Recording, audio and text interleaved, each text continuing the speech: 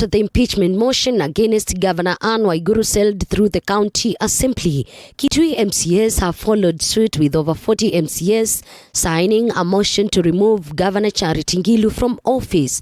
3 other governors are also likely to face the same fate. Mr. Speaker. It is very wrong.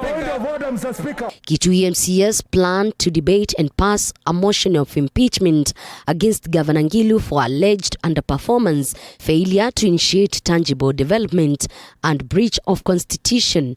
But what is informing the wave of impeachments? Migori Senator Ochilo Ayako says it could be politically instigated or out of merit, though insists MCAs are within their rights to impeach governors. Politicians must have what we call emotional intelligence.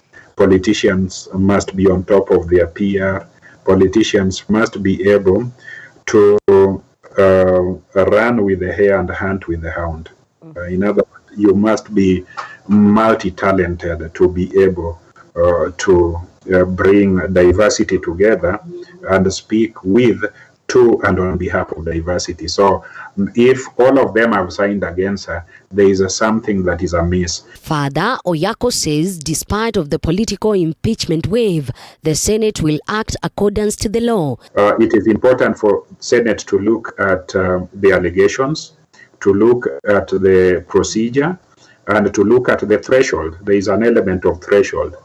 Are those allegations serious enough to warrant the discontinuation of tenure of that governor?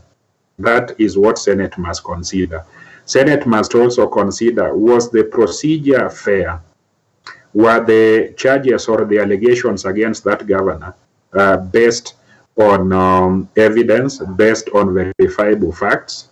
Those are things that the Senate must consider. This comes even as nominated Senator Isaac Mwaura has written to the Senate Speaker Kenneth Lusaka calling on the upper house to review the impeachment laws.